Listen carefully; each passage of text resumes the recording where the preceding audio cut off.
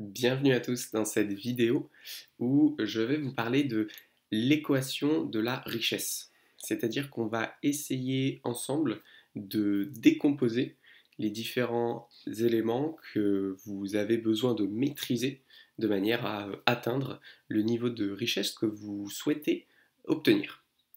Premièrement, il faut arriver à définir ce que l'on vise. C'est extrêmement important. On parle souvent de être riche. Sauf que être riche, pour certains, ça veut dire avoir 100 000 euros dans un compte en banque. Pour d'autres, ça veut dire avoir une belle maison. Pour d'autres, ça veut dire avoir 1 million d'euros. Il est extrêmement important que vous définissiez ce que richesse signifie pour vous. Il n'y a que comme ça que vous serez en mesure de pouvoir organiser un plan qui soit cohérent et qui soit réalisable afin d'atteindre cet objectif. Ce qu'il faut comprendre, c'est que dans cet exemple, je vais prendre une définition, ou en tout cas une interprétation du terme richesse, qui est extrêmement en vogue et que moi-même je partage, c'est le fait que l'on est riche dès lors que l'on est indépendant financièrement. Euh, et qu'est-ce qu'on entend par indépendance financière? On entend l'idée que on n'a plus besoin de travailler, d'être notamment salarié pour subvenir à nos besoins. Ce qu'il faut bien comprendre, c'est que du coup, on considère comme équivalent l'indépendance financière à un certain revenu passif. Euh, L'idée ici, c'est de définir, en fonction de votre objectif, de ce que vous souhaitez faire, de ce que vous souhaitez être, quel est le revenu mensuel que vous attendez, que vous espérez.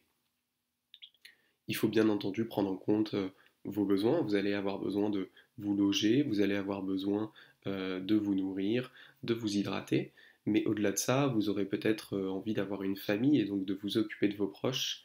Vous avez peut-être envie de prendre en compte de potentielles dépenses de santé. Et vous aurez peut-être envie de prendre en compte un certain niveau de loisirs. Peut-être que vous aimerez jouer au poker et pouvoir dépenser 100 euros par mois, ou alors vous aimeriez pouvoir voyager régulièrement et vous estimez ça à 500 ou peut-être 1000 euros par mois. Faites votre calcul, aussi euh, imprécis soit-il, puisque bien évidemment on parle d'estimation, ces estimations elles seront toujours infiniment plus pertinentes et plus percutantes que de rester dans le vague et de se dire bah, de toute manière je veux le plus d'argent possible.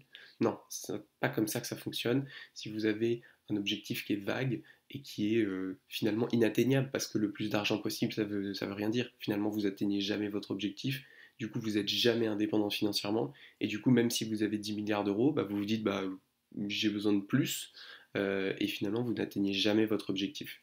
D'où l'intérêt, même si c'est difficile de prévoir à 10-20 ans, de se dire voilà de combien j'ai besoin. Ensuite, il y a un calcul qui est très simple. L'exemple typique, admettons, j'ai besoin de 1000 euros pour vivre, en tout cas c'est ce que je veux en revenu passif. Je multiplie ça par 12, ça me donne le revenu euh, annuel dont j'ai besoin, donc en l'occurrence 12 000, et je multiplie ça par 25 selon la règle des 4%. Je pourrais en discuter plus en détail, mais globalement, je crois aujourd'hui que ça reste une règle qui est assez pertinente euh, après impôt et net de frais de manière générale au vu de la situation économique actuelle et surtout au vu des outils financiers auxquels on peut avoir accès. Donc l'idée c'est qu'on prend 1000, on multiplie par 12, ça nous fait 12 000, on multiplie par 25, ça nous fait 300 000, et on obtient à ce moment-là le patrimoine. C'est-à-dire que vous étiez, vous avez déterminé le revenu mensuel dont vous avez besoin pour vivre, et donc vous allez transformer ce revenu en patrimoine.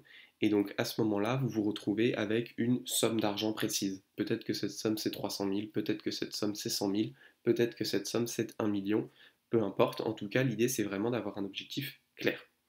À ce moment-là, vous avez le patrimoine. Ce qu'il faut comprendre, c'est que le patrimoine, et c'est là où on vient à ce que j'appelle finalement l'équation de la richesse, eh bien, il dépend de trois facteurs fondamentaux.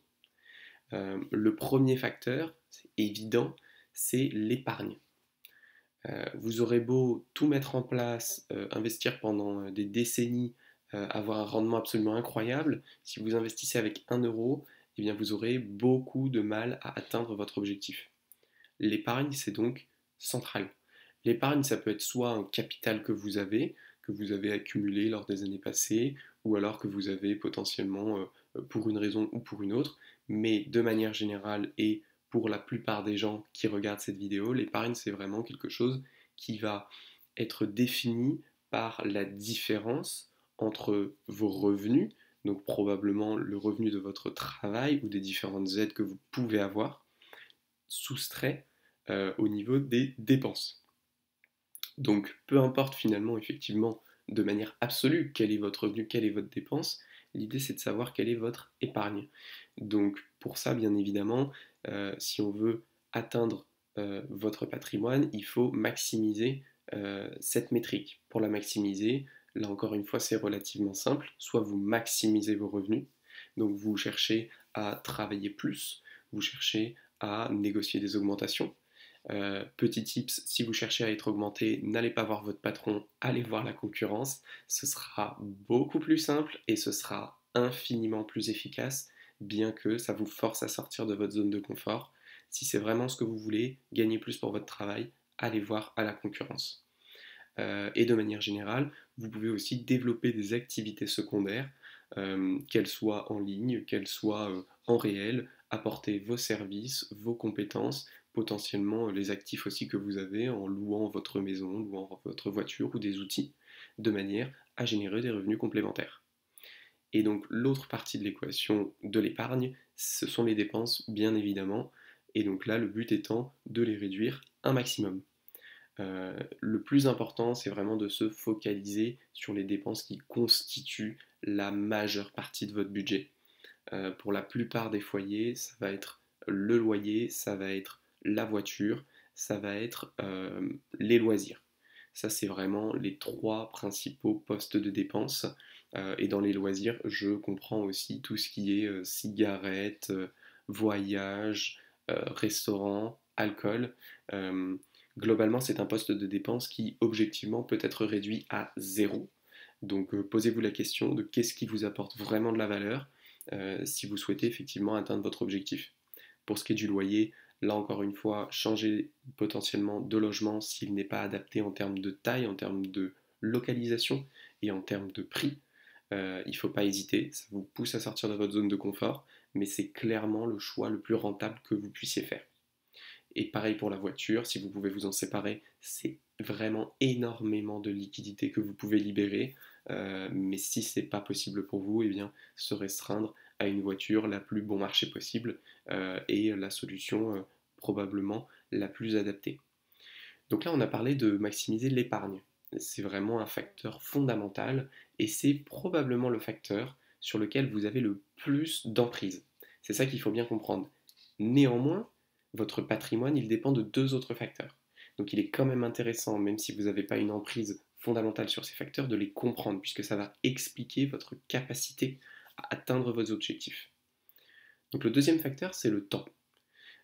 Si vous avez déjà fait des calculs d'intérêt composé, vous savez que le temps est fondamental et fait que finalement euh, les 10 années suivantes, finalement les 10 années entre 40 et 50 ans d'investissement sont infiniment plus rentables que les 10 premières années. Donc finalement, ce qu'il faut comprendre, c'est que le temps, il répond à une équation très simple, hein.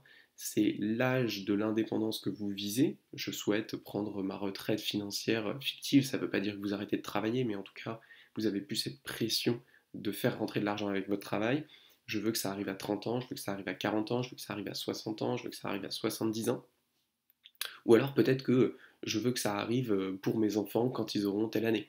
En tout cas, voilà, il y a une date butoir qu'on vise et il faut soustraire ça à notre âge actuel. C'est-à-dire que si aujourd'hui j'ai 25 ans, je veux prendre ma retraite à 50 ans, et bien dans mes calculs, je vais rentrer 25 années d'investissement.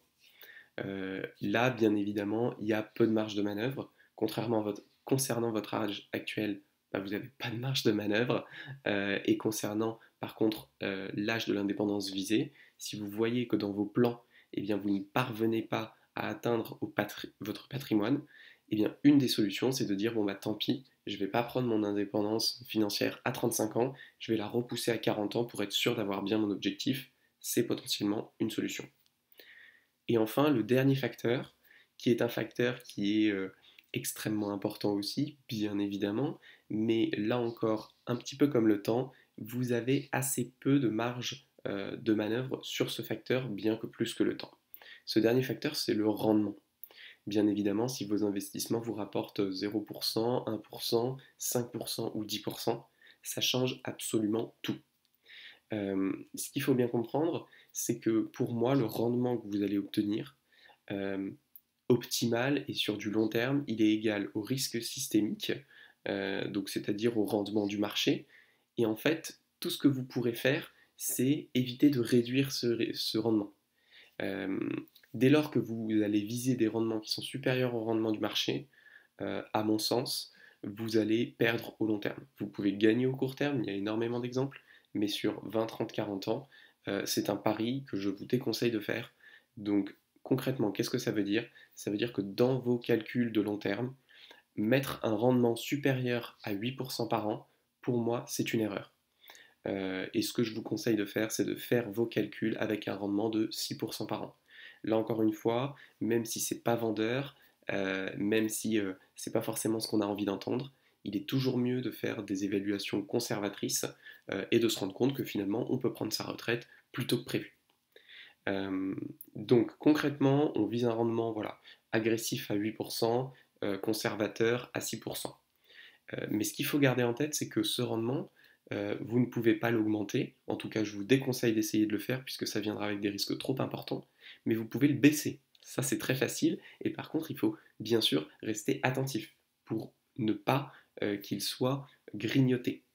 Et par quoi il peut être grignoté? Il peut être grignoté par différents facteurs. Premièrement, par les frais.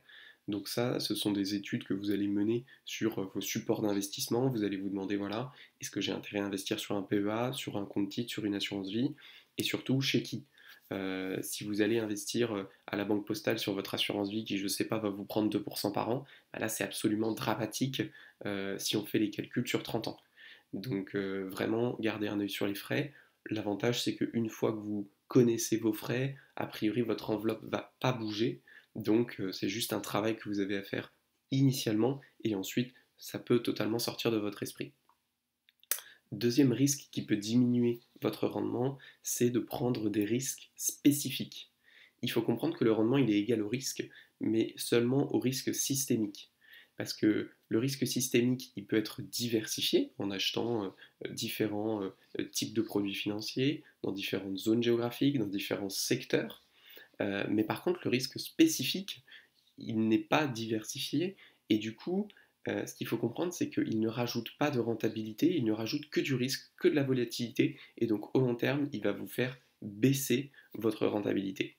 Donc évitez bien sûr de faire du stock picking, d'avoir un portefeuille déséquilibré, d'avoir 50% de son portefeuille dans les actions Apple, dans les actions peu importe, même il ne s'agit pas de dire que c'est Apple ou machin qui est surévalué, il s'agit de dire que dans tous les cas, la diversification est centrale et vous permettra d'avoir euh, une, une sérénité quant à vos rendements futurs. Et enfin, dernière chose qui peut grignoter votre rentabilité, ce sont vos biais cognitifs. Et là, bien évidemment, on parle principalement des périodes de crash pendant lesquelles votre cerveau sera mis à rude épreuve et il est fort probable que vous ayez envie de vendre. Ou à l'inverse, quand d'autres eh bien, éléments financiers que vous n'avez pas dans votre portefeuille vont surperformer. C'est-à-dire que vous allez voir le Bitcoin faire plus 1000%, vous allez voir la nouvelle entreprise faire plus X%, et vous allez vous dire, ah mince, peut-être que je devrais en acheter, mais du coup je dois vendre ce que j'ai. Tous ces mouvements, tout mouvement réduit votre performance, tout le temps. Euh, Premièrement parce que quand vous faites des mouvements, vous payez des frais, mais surtout parce que quand vous faites des mouvements, souvent vous vous fiez aux performances passées, et c'est à peu près le pire indicateur pour faire un choix d'investissement. Si vous décidez d'investir dans une entreprise parce qu'elle vient de faire plus 1000%, en fait, elle ne va pas faire plus 1000% dans l'année qui suit. C'est une autre entreprise qui est toute petite et qui n'a pas encore fait ses 1000% de croissance qui va les faire. Donc vous êtes sûr de rater les 1000% si vous achetez l'entreprise après qu'elle ait explosé. Donc de manière générale, faites votre plan financier, faites votre allocation et tenez-vous-y absolument, que ce soit pendant les périodes de folie, les bull market ou les bear market, peu importe. Soyez vraiment discipliné. Ça ne vous fera pas gagner plus, mais ça vous évitera de perdre. Et c'est avec ces trois éléments, donc le rendement, le temps et l'épargne, que vous allez pouvoir calculer sur des sites sur Internet, vous tapez intérêt composé, et vous serez en mesure de savoir voilà, à quel moment vous allez être en mesure d'obtenir le patrimoine que vous avez calculé initialement pour avoir votre revenu passif et pour prendre votre retraite anticipée. Si vous avez des questions sur des points en particulier, n'hésitez pas à me les poser en commentaire et je vous répondrai directement.